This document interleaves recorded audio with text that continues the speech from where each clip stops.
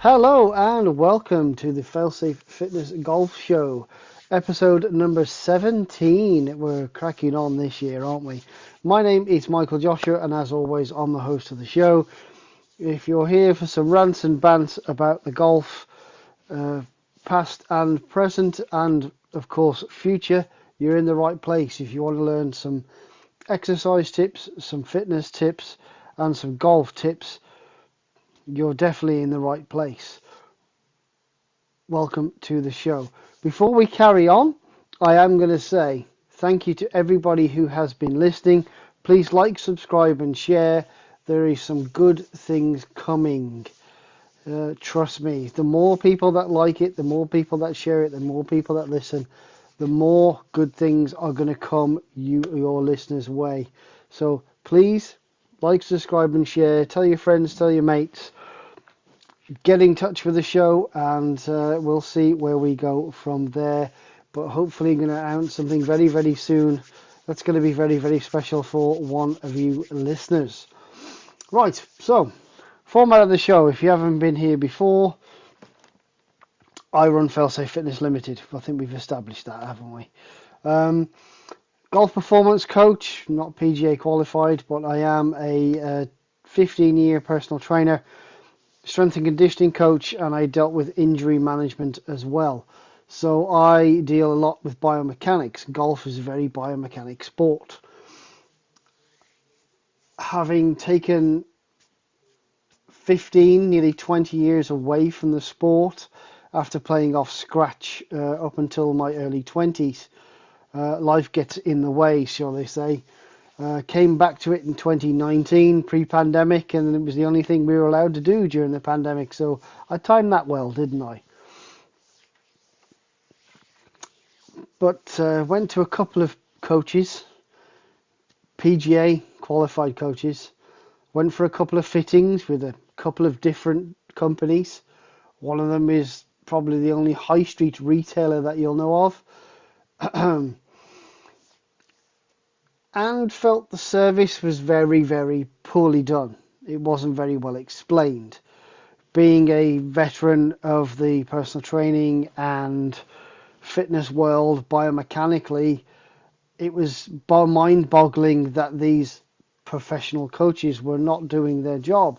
So I decided in 2023, after I got my game into some kind of shape and I'm almost down to single figures now, personally, to help some of you out, the general public, fellow amateur golfers. And so far, everything has been very positive. Podcast is just a little passion project, and I'm much appreciated for your listening. Some of my views are very opinionated, but opinions are like bum holes. You only really pick or wipe your own, unless you've got kids. And then you only do that till they're a certain age.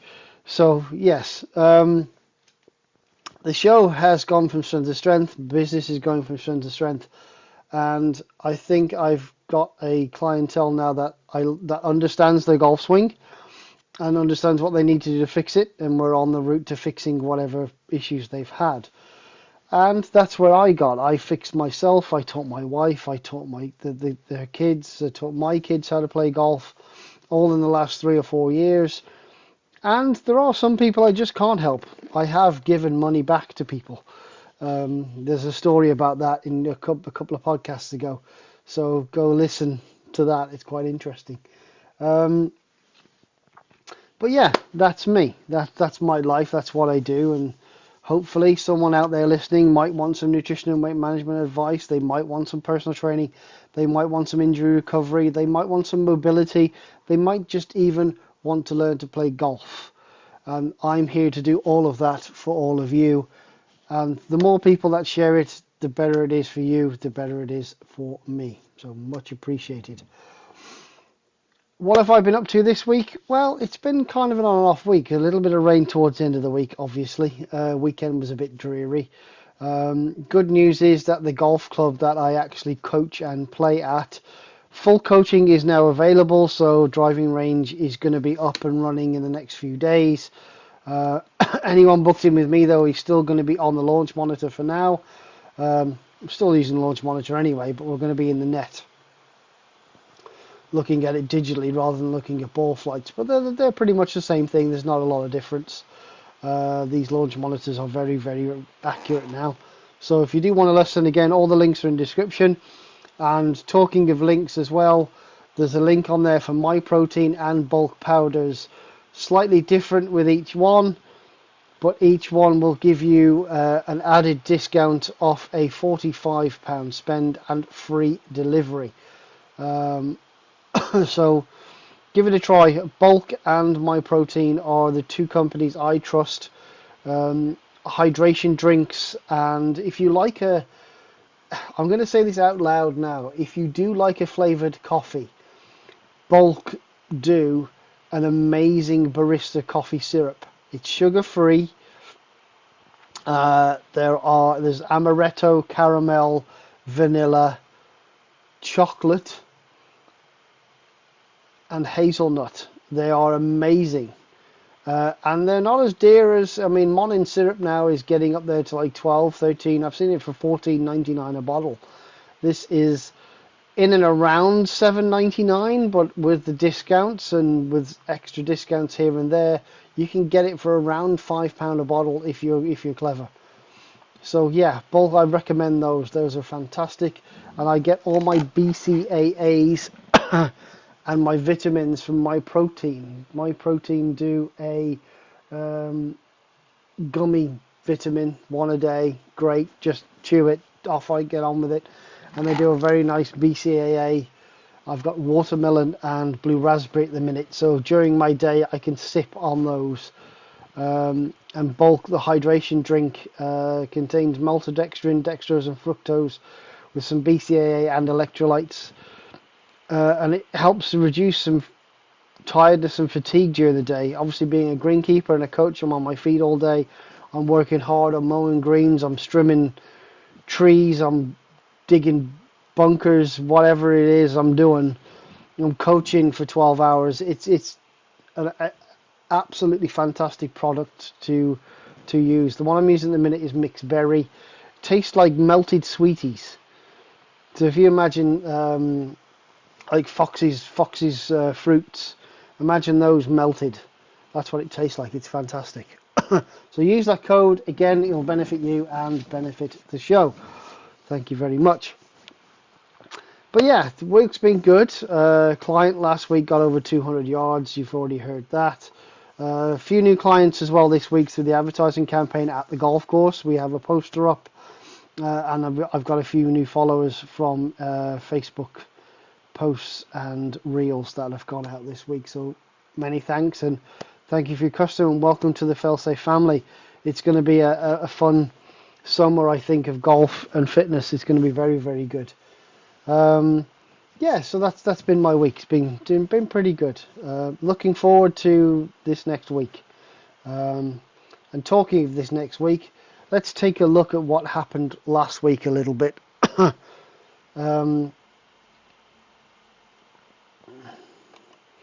Obviously, you know, PGA Tour,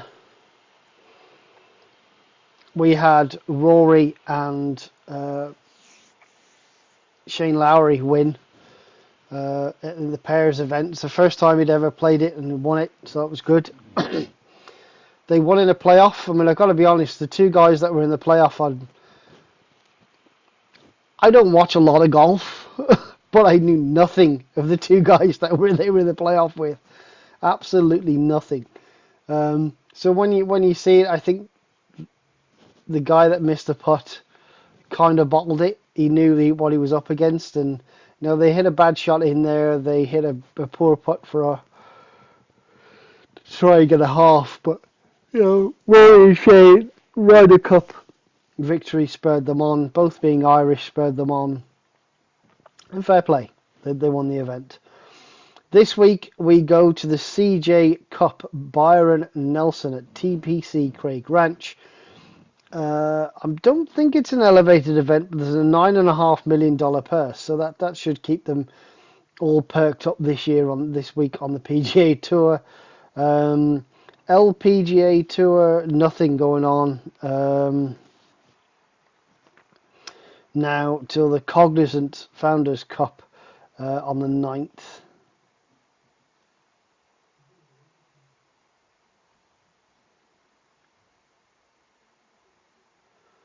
So that's going to be interesting over there. Let's take a look at the LPGA. Yeah, that's right, yeah. Cognizant Cup is the next one. $3 million in a couple of weeks' time. DP World Tour has been on a little bit of a break recently. They played the ISPS Handa Championship in Japan. There's $2.2 million up for grabs. They're now in China at the Hidden Grace Golf Club in Shenzhen, which Shenzhen is where pretty much everything is damn made in the world. $2.25 million. It's the Asian swing of that tour. They actually do end up USPGA on the 16th to the 19th of May, and then the 23rd, the week after, they're actually on the European swing. So the European Tour, DP World Tour, actually comes back to Europe in May, which will be about when we open the golf course as well. So that's going to be fun. Ladies European Tour, they're still on a bit of a break. It's going to be the 10th of May, Aramco Team Series presented by the Saudi Investment Fund. They're out in Korea in a couple of weeks' time. So that's where all the big boys and girls are playing. Obviously, I mentioned winners from last week. And one of the losers from last week, you could probably say, were Liv. I think, Lucas Herbert's caddy got hit on the back of the head in a watering hole. So they tried to recreate on the par 3 12th hole in Adelaide. They tried to recreate the feeling of the 16th at the Waste Management. And it went a little bit sideways. A full bottle of water hit Lucas Herbert's caddy, Nick Pugh, on the back of the head. Which was just horrendous, and there's a reason why, the Waste Management was a little bit more controlled this year than it has been, because of this very thing. And also, talking of Liv, a new attendance record, 94,000 fans. And allegedly 40% of those tickets were from outside of the state as well. So that's good news. Then people are actually going, but obviously the watering hole left a sour taste in a few people's mouths. And adding into that as well, Kevin Na. This is one of my stories actually. Kevin Na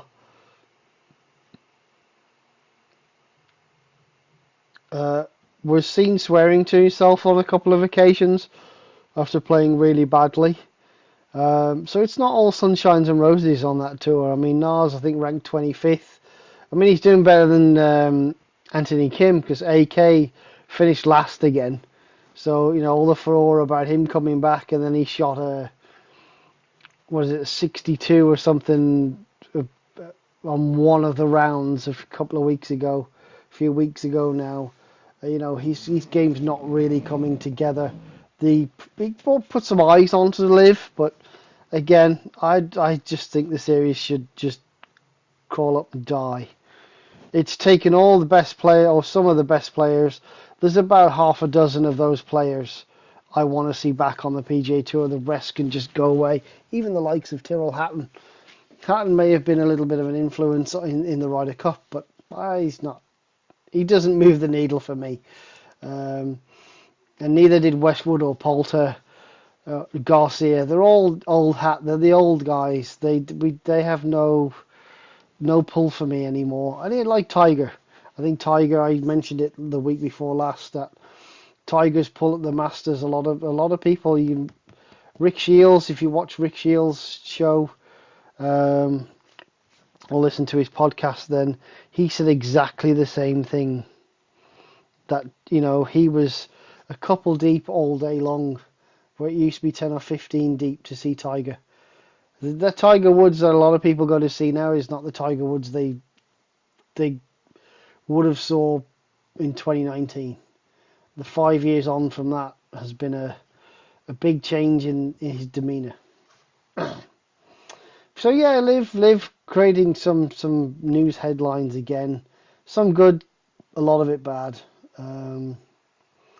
It's a little bit strange, but that's just live in general, I think.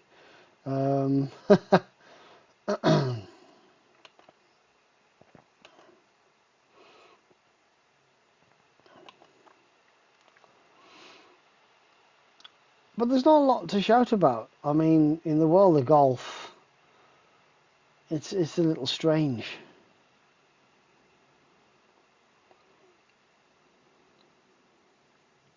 There's not a lot going on. I mean, Rory's going back onto the board, and he's not only going to be part of the board, he's going to be part of the PGA board or whatever it's going to be to guide the sport into the future. He quit late last year. It was affecting his game. It was about November last year, October, November last year. He quit the policy board, and now he's going to step back onto the policy board and the PGA Tour board to help them shape the future of golf. But he was sick of answering questions about live. And the one thing he has said, which I kind of agree with, is the fact that if the PIF want to spend some money, great. If they want to spend some money in golf, even better. But that money should be spent lower down, in my opinion, and his opinion. He has a lot of money. I think all the elevated events are certainly making the richer golfers richer. But it's not helping the guy in 115th place trying to stay on the tour. And I think that is the biggest problem, is the money. The money's going to the wrong people. Just saying. And that's something that needs to change. Whether they take the PIF money or this consortium that's running the PGA Tour now, they just need to sort that out. They need to make sure that, come what may, the guys, the 100 to 200, can make a living, whether they stay on the tour or not, that they can actually make a living. And if they don't, then that sucks. Just an opinion. Talking of opinions, if you do want to look at the way you are getting fitter, playing your golf, then go take a look at failsafefitness.weebly.com. So that is my original website. You will see a blog page at the last of those services. So you'll go home, about me, some products and services, and the blog page. On the blog page this week, I'm talking about increasing your stamina. There are some science-based tips to help you improve your stamina, whether that be in general life, whether that be in training, whether that be training for golf or just training for life in general. These tips, go take it's a good read. 5-10 minutes, you might get some ideas of how to change up your training and increase your stamina, which is always good on the golf course. I know there's a few people I've spoken to haven't played for a while. They're just coming back to the sport. Obviously, I've taken 6 months off, so my first 18 holes is going to be a struggle, even though I've been working like a dog, doing several marathons a week, cutting the golf course. Actually playing and carrying is going to be very different. So I might have to do some of these myself over the next few weeks just to get myself back into match shape. So go take a look at the blog. It'll be very interesting. It's a good little read, and there's loads of tips on there. So fitness, nutrition, workouts, etc. are all available, all on that blog. Go take a look.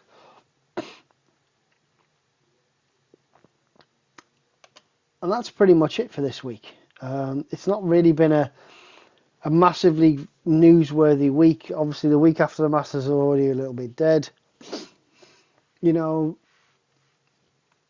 Nelly on the LPGA Tour is just dominating, much like Scotty's doing on the PGA Tour. And looking at the way golf is going, Scotty could break some of Tiger's records. It'll be very interesting to see if he does. Just Tiger's certainly not going to be breaking any, is he? So, final little snippet before we go.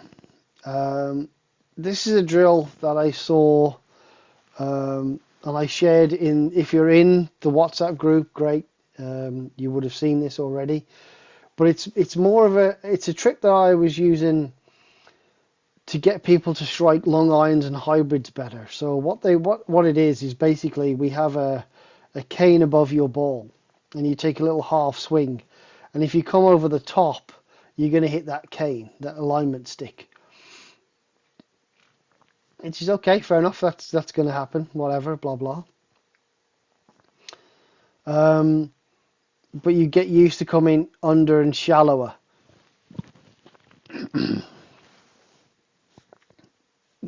But to get the proper strike on the ball, you need to imagine the ball isn't there.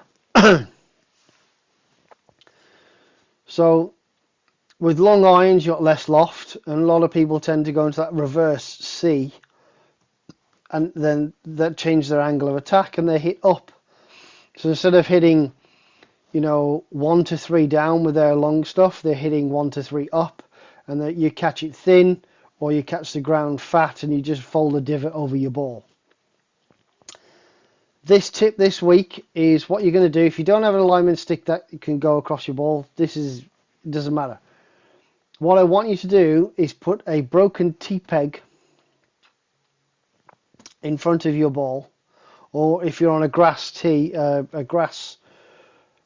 teeing area at your driving range, put a T-peg in the ground.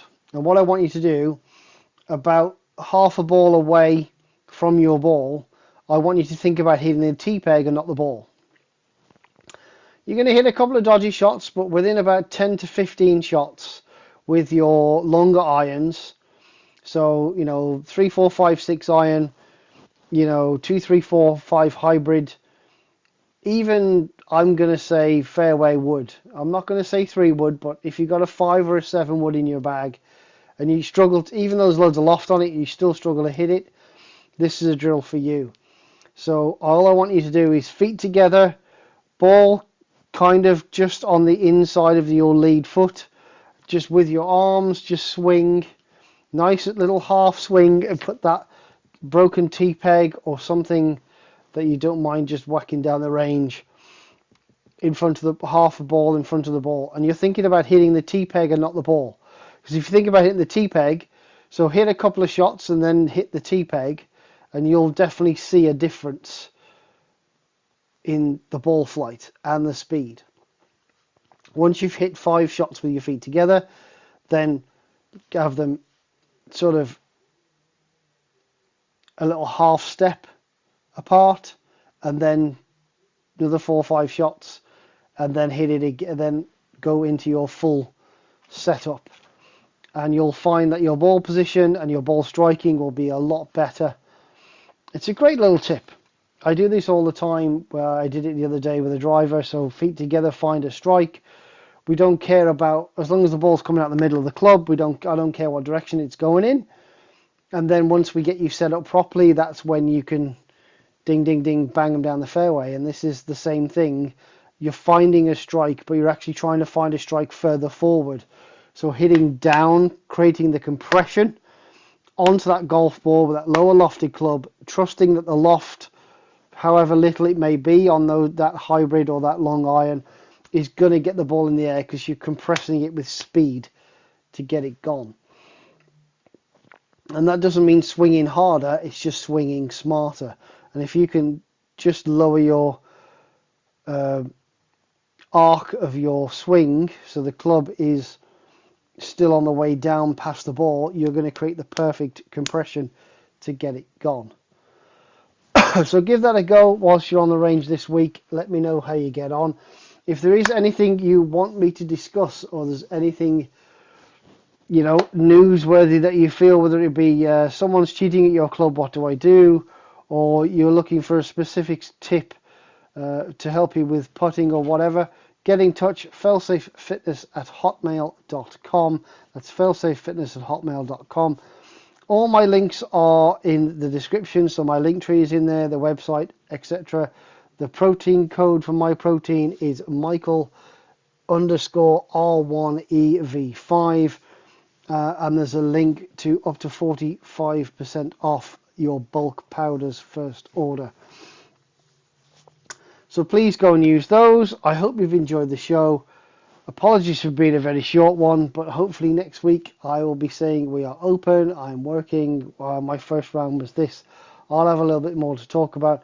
And there's something a bit more interesting in golf to talk about, because I think after the Masters, it's a little bit of a lull, isn't it? There's not a lot really going on. It feels really strange at the minute, the world of golf. Obviously with Nelly and Scotty dominating, there doesn't seem to be a lot of interesting stuff going on. Hope you enjoy your week. Again, like, subscribe and share. Tell your friends. And if you do want any sessions with me, everything is £20 a session. Nutrition, and weight management, personal training, and of course your golf coaching. If you do want any remote coaching, remote golf coaching is coming very soon. We can do that over Skype or Teams or whatever it may be. We'll sort it out. Even WhatsApp, providing you've got a decent enough camera. After an initial session, we can have a chat and see what you can do. But yeah, remote coaching is definitely coming. Enjoy your week, everybody. Enjoy your golf. Check out the podcast. Check out the blog post, and also check out those links in the description. Have a good week. Bye bye.